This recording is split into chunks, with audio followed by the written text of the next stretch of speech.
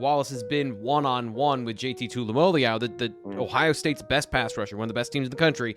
Coming into this, it seems like Penn State's okay with a situation where it's not Olu. So a lot of times when you have an edge rusher like JT, you're going to plan to slide to his sides. We don't care. Caedan or Olu can both handle these edge rushers one-on-one. So we have that ability to then not be kind of stifled by the fact of, hey, we need to slide over here. No, because we have two elite tackles, we have the ability to stay within our offensive rules and not change anything up.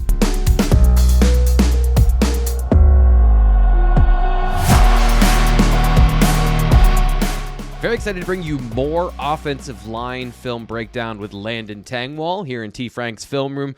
Landon, appreciate you coming on and giving us more insight, more learning about football. This time we're focusing on Caedan Wallace, right tackle for Penn State football. So can you give us an overview of what we're going to be looking at today with Caedan and what you want to show us about his NFL draft future and just him as a football player? Yeah, T. Frank, I'm really excited about this one. Caedan has obviously been around for a long time, played here for 5 years, and I think he had some ups and downs, but did a really good job this past year, and then had a great offseason, had a great combine, really athletic guy, had a great showing at the Senior Bowl, and I think he's someone who, when he left, it was like, okay, is he going to maybe sneak into the 6th, 7th round? Can he get drafted?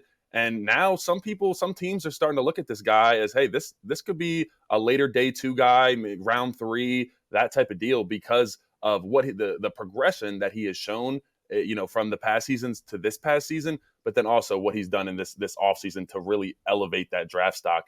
So I'm really excited for Caedan, one of my best friends on the offensive line. And as we call him, he is one of my old heads. That's when you come in, you have one of those OGs take you under their wing and kind of show you the ropes. So Caedan was that for me.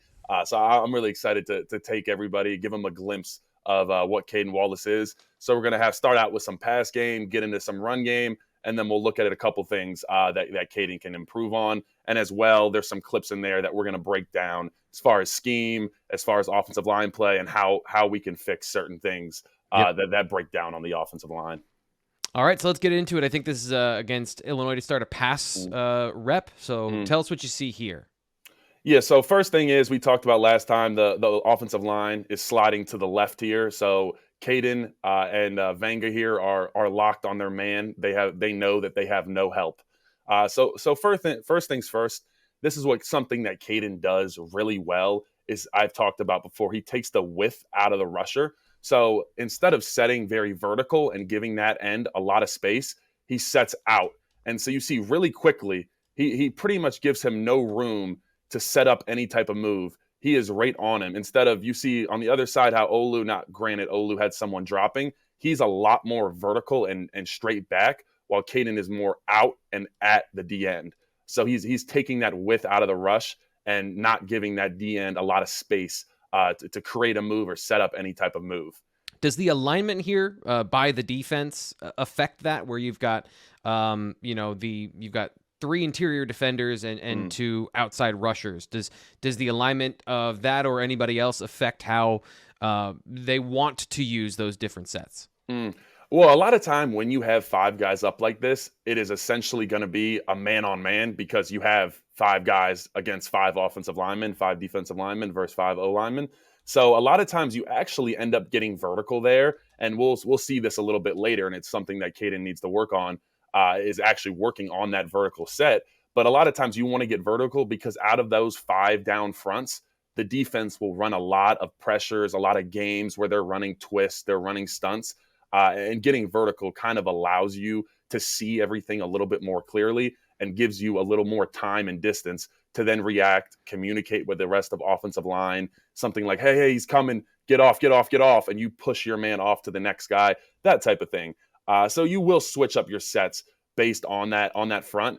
Gotcha. But something that Caedan has a really good flat set where, like I said, he's taking the width out of that rusher, and then boom, right there, he gets hands-on, punches with both hands, pretty violent strike, and you see 90's trying to do some type of swipe move, and Caedan just completely blunts that near point and gets that. You see him push and just disrupts any type of move that 90 was trying to get off there.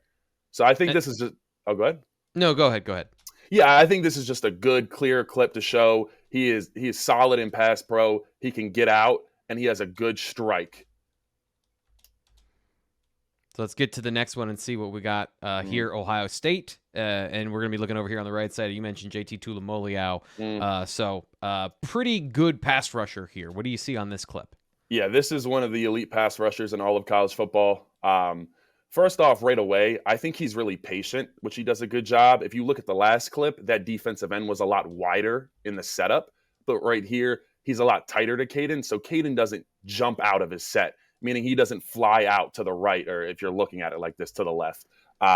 He doesn't jump out, because then that gives JT the opportunity to jump inside and make an inside move on him. So he doesn't want to overset JT here. So he does a great job being patient at first in this initial set. So what is that? Can you describe what happens when you get too wide a little bit more here? And Yeah. why So if he were to good? set him, so yeah, right here, you see how he's essentially a half man. JT is on the outside half of his body. So if Caedan were to overset, and right here, let's say they were helmet to helmet. Now, granted, he has Sal Wormley coming with him, so he knows he's protected. But if they were helmet to helmet and he didn't have Sal coming with him, JT would be very likely to say, okay, I have leverage to the quarterback now. And the fastest way to get to the quarterback for the defensive end is to go inside. So if he has that alignment where he's head up with Caedan, he's taking that inside move 9 out of 10 times, because it's a quicker route to get to the quarterback, and Caedan has given him that quicker route. So what he does here is he does a great job of not giving him that quicker route on the inside. And like I said, JT can see that Sal is coming, so he's not going to make that inside move.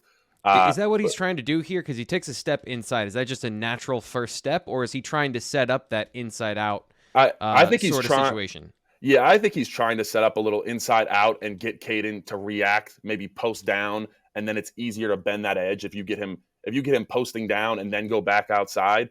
It can be a little bit harder for an offensive lineman to then redirect.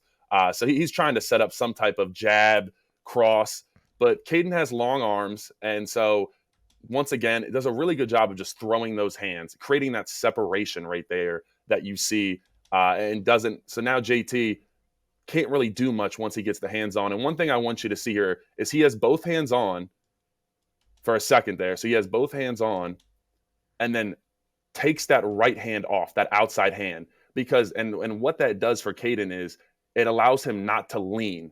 And a lot of times when offensive linemen lean on that edge, it's a lot easier for these defensive ends to then bend that corner and dip around. But you see that position Caedan's in, he's like sitting down. Once he takes that hand off, now he's in good position. He's sitting down. He has one hand on that shoulder pad, and he can go anywhere JT goes. He can redirect back inside. He has a great edge. He's not allowing JT to bend that edge.